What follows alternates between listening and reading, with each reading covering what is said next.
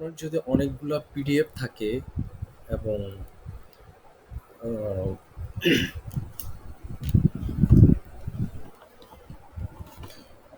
আপনি এই পিডিএফ গুলা একসাথে একটা জায়গায় চাচ্ছেন বা মার্চ করতে চাচ্ছেন, তো সেক্ষেত্রে কিভাবে করবেন? ওকে, আমরা দেখি কিভাবে করা যায়। আমরা পিডিএফ মার্জিং কিভাবে করে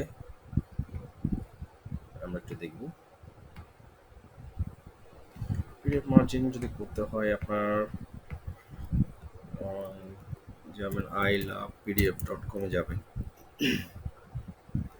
ilovepdf.com-এ গিয়ে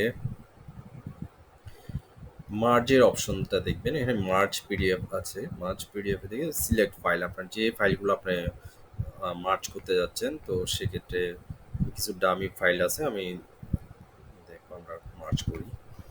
দেখেন আমি অনেকগুলো সিরিয়ালের সবগুলো একই ফাইল, কিন্তু আমি চাচ্ছি এগুলো মার্জ করবো। আমি 10টাকে একটা ফাইল করব। তো একটা যখন ফাইল করবেন তখন 10টা চলে আসছে। দেখেন এই 10টা যদিও সেম, আপনার দেখানোর জন্য এটা একটা জাস্ট এক্সাম্পল দিলাম। আপনার ডিফারেন্ট হইতে পারে।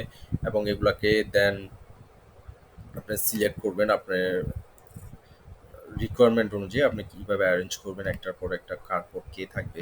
তো সেই ক্ষেত্রে আপনার সুবিধার জন্য আপনি সিরিয়াল নাম্বার দিয়ে রাখতে পারেন, 1 2 3 এভাবে দিয়ে রাখতে পারেন। যেমনটা আমি দিলাম রিনেম করে 1 2 3 4 5 দিয়ে রাখতে পারেন। তাহলে কার পর কে আসবে সেটা আপনি সহজে বুঝতে পারবেন।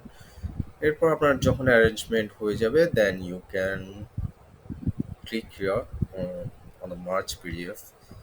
So you will get the merge file. Just click on the download merge PDF and it's download. So download file আমরা দেখি one merge। তাহলে এই মার্জে যে 10টা ফাইল ছিল সেপারেট সেপারেট, এখন সবগুলা একটা ফাইলে চলে আসছে। দেখেন একটা পিডিএফ এ চলে আসছে, 10 পিডিএফ হিয়ার। সো আমার ফাইলটা কম্বাইন হয়ে গেল, একটাতে চলে আসলো। এখন আমরা যদি উল্টাটা করি, আমরা যে মার্চ ফাইলটাকে আমরা কি করব, এখন আমরা মার্চ ফাইলটাকে স্প্লিট করতে হচ্ছে। মনে করেন এখন একটা ফাইলে অনেকগুলা ডকুমেন্ট আছে, আপনি চাচ্ছেন ওখান থেকে না আমি আলাদা আলাদা করব। আপনি তো সেক্ষেত্রে আপনি স্প্লিট পিডিএফ এ দিবেন। ঠিক যেটাকে আমরা মার্চ করছি এটাকে আমরা এখন স্প্লিট করে ফেলবো। স্প্লিট করার জন্য select file,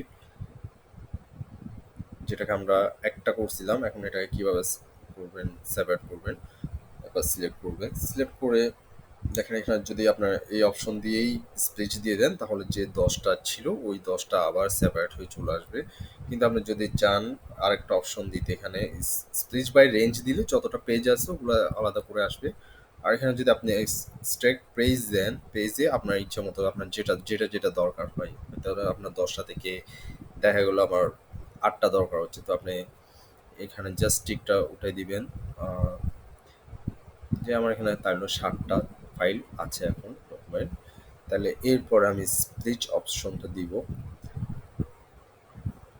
then click on the download. তাহলে আমার ফাইলটা যেটা একটা ছিল এখন সেটা আলাদা 7টা ফাইল হয়ে চলে আসবে। দেখেন এখানে জিপ ফাইলটা ওপেন করবেন, জিপ ফাইলে দেখেন এখানে 7টা সেপারেট ফাইল করা আছে। 7টা সেপারেট জিপ ফাইল করা আছে। যেটা একটা 10টা ছিল, 10টা থেকে আমরা 3টা ক্যান্সেল করে দিই। এখান থেকে দেখেন same file. I hope this will help you. Thank you.